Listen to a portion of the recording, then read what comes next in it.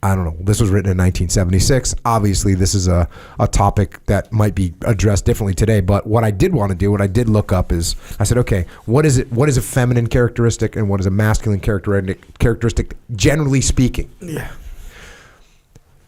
Now, okay, I'm just going to read them first. Masculine. This is coming from some website about psychology, right? Masculine, strong, controlled, focused, powerful, centered, purpose-driven, loves a challenge and competition, single task-oriented problem solver, wants freedom and release, makes big things small, forgets, needs admiration and appreciation, wants to be needed and respected. The masculine intimacy killer is being criticized, controlled, or shut out. So those are the masculine characteristics. Here's the feminine characteristics: free, flowing, open, radiant. Radiant. Yeah. Wild, destructive, emotion-driven, seeks and gives love, nurturer, multitasker, diffused awareness, wants to gather, talk, vent, makes small things big, remembers, needs reassurance and attention, wants trust, connection, and praise. The intimacy killer is feeling unseen, unsafe, or misunderstood. Now, clearly, these things, every human has both these things in a spectrum, and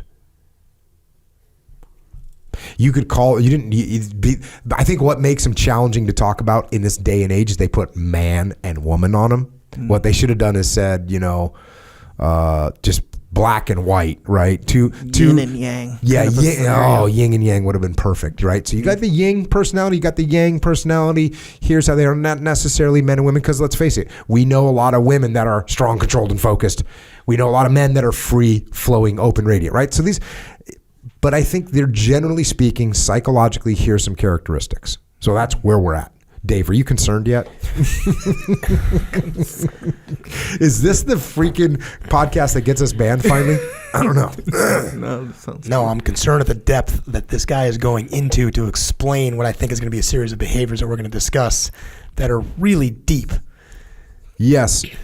It's interesting because what he's saying is, and what he says is that the military can shut out these feminine characteristics, and that's not good. Good. Yeah. That's what he's about to say. Yeah. That one of the negative characteristics of a militaristic organization is it doesn't have enough of the feminine characteristics. For instance, free and open mind, right? Those are bad. If you don't have those you're in a bad situation. So he goes on to say, evidence of this aversion is of necessity circumstantial. It embraces such phenomena. So here's some things that kind of show maybe this anti-effeminate role that you have in the military. One, the importance attached to such outward signs of sex role identification as hair length. Since the insistence on short back and sides seems correlated with those periods in history when sexual differentiation was linked to hair length, we can dismiss excuses of neatness and hygiene as rationalizations. Field Marshal Lord Wolseley stated the true case when he said, "It is very difficult to make an Englishman at any time look like a soldier. He is fond of his longish hair. Hair is the glory of a woman, but the shame of a man." So what he's saying is, listen, it's not about hygiene. It's not about convenience, which, by the way, I totally disagree with this. Yeah. I think having short hair is totally convenient, low maintenance, hygienic, neat, right? That's why I have the hair that I have. When my hair gets longer than 3/4 of an inch, which it hasn't been for a long time, I can't stand it. I don't think, dang, I kind of look, wait, I'm looking like a woman. I need to shave my head right now. Not even in the ballpark. So, dude, I think he's stretching here. I think he's doing a stretch. In fact, the other thing is, how do you bring uniformity to a person's hair?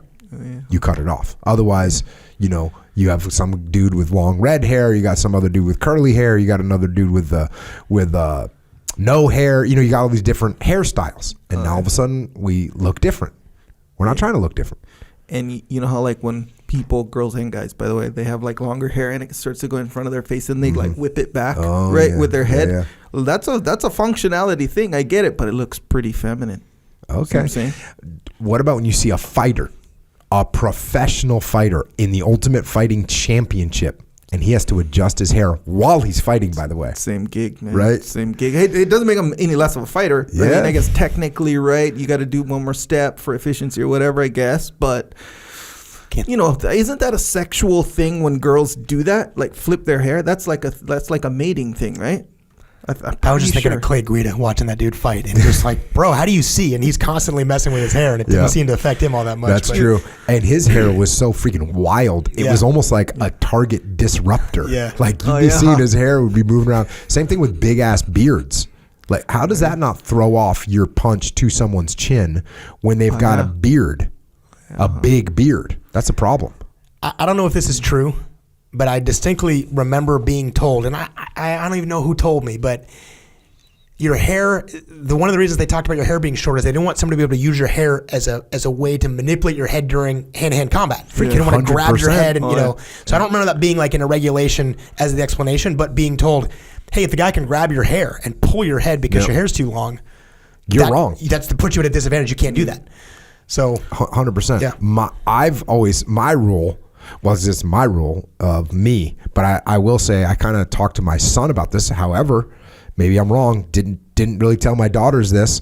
I said, hey, if your hair is long enough for someone to grab, then that's a problem. You don't want to have hair that's long enough for someone to grab. I told that to my son. I might have told to my daughters, but I didn't enforce it. Didn't enforce it. Right? So I guess I'm whatever. What is that? Sexist? Yeah. No, you're not sexist, but you know. Yeah, what is it when you treat someone different, right? You discriminate a little bit. Yeah, well, whatever. Although I told all my daughters, like, hey, I can take care of this problem. We can shave that head. I always offer my daughters haircuts. They've never said yes. Yeah, I say it as a joke. Like, I don't know if I'd want to shave my daughter's head, but I told my son the same thing. I was like, yeah, you do want it short. Yep. So when you get in a fight or whatever, they can't grab your head or your hair like that. And he's like, oh yeah, that makes that's sense. What it is. Double standard. Double right? standard. I had Yep, the double true. standard. It's true. The doubles. Although I didn't. I gave them the option. Yeah, but you didn't enforce it though. Wait, did you enforce it with your son though? No, but I mean, it kind of makes sense. Hey man, hey. So as far as your role and your level of enforcement, it was the same. Oh, hey, how they behave, that's different. They got different lives. I get it, But hey, man, no I discrimination. kind of thought I might get when my middle daughter was wrestling, and going into some freaking savagery. Yeah, they don't grab hair in wrestling, though, yeah? Or they do? No, they don't. But still, let's face it. That's the principle. Let's face it. You roll in. You're a female wrestler, and you roll in with the shit. It's kind of like Thug Rose, right? Yeah. Are we not looking at Thug Rose thinking, hell yeah?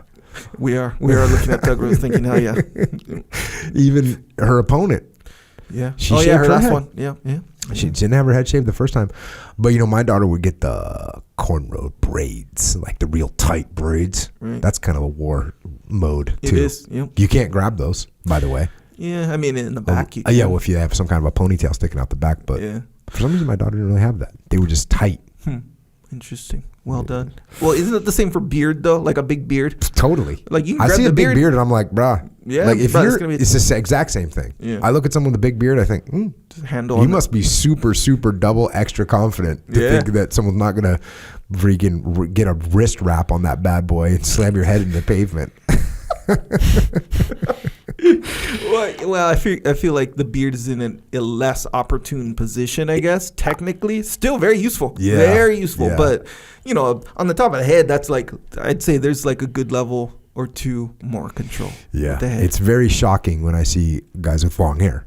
Again, you must have a lot of confidence that someone's not going to grab you and that's one of my favorite takedowns on the battlefield. Just grab a handful of hair and slam people down. It works good. Bro, watch the girl fights on YouTube. Well, if you have the time, right. Bro, that's going to be the default at some point. They're just going to grab hair, and it's like they kind of nullify both attacks when they're both grabbing hair. So it's like proof, on the field. Yeah. Field proven combat scenario. Drunk chicks scrapping it out on YouTube. It's totally true.